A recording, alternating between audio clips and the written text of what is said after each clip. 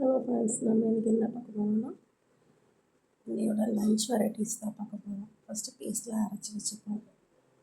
இஞ்சி பூண்டு பேஸ்ட்டு, தேங்காய் பேஸ்ட்டு எல்லாம் அரைச்சி வச்சுப்போம். தனித்தனியாக அரைச்சி வச்சுப்போம். இப்போது சூப்பு ஃபஸ்ட்டு செஞ்சிடும். சூப் செய்கிறதுக்கு மட்டன் சூப் தான் எடுத்துருக்கோம். மட்டனை நல்லா கழுவி வச்சிடலாம்.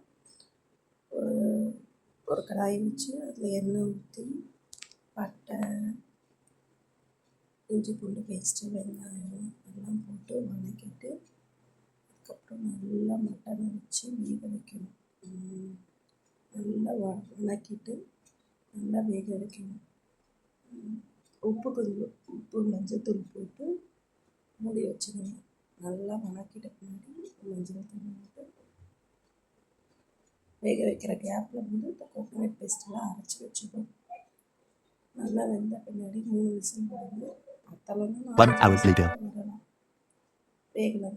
அதுக்கப்புறம் எக்ஸ்ட்ராக்ட் பண்ண தண்ணியெல்லாம் எடுத்துட்டு சூப்பை தனியாக எடுத்துட்டு அது கூட கொத்தமல்லி போட்டு பெப்பர் போட்டு சால்ட்டு போட்டு எடுத்துட்டா சூப்பர் ரெடி.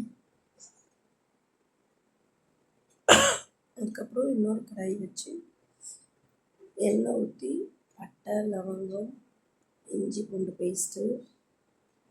இப்போ நம்ம என்ன செய்ய போகிறோம், மட்டன் குழம்பு தான் செய்ய போகிறோம். அதுக்கு பட்டை, லவங்கம், இஞ்சி பூண்டு பேஸ்ட்டு எல்லா ஸ்பைசஸ்லாம் ஆட் பண்ணி நல்லா வதக்கணும். வெங்காயம் ஒரு கோல்டன் ப்ரௌன் ஆகிற வரையும் வதக்கிட்டே இருக்கணும். அதுக்கப்புறம் இஞ்சி பூண்டு பேஸ்ட் போட்டு அதுக்கப்புறம் மஞ்சத்தூள், உப்பு,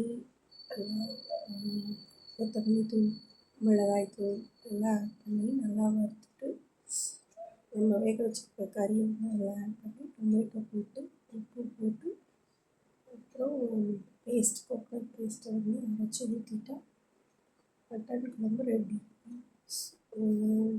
எனக்கு சளி பிடிச்சிருக்கனால மட்டன் சூப் செஞ்சு சாப்பிட்றோம். மட்டன் சூப்பு சளி பிடிக்கிறவங்களுக்கு மட்டன் சூப் வச்சு சாப்பிட்டா ரொம்ப நல்லது. நீங்களும் சாப்பிட்டு பார்த்துட்டு சொல்லுங்கள் எப்படி மட்டன் குழம்பு இருக்குன்னு. ஓகே, பாய். சப்ஸ்கிரைப்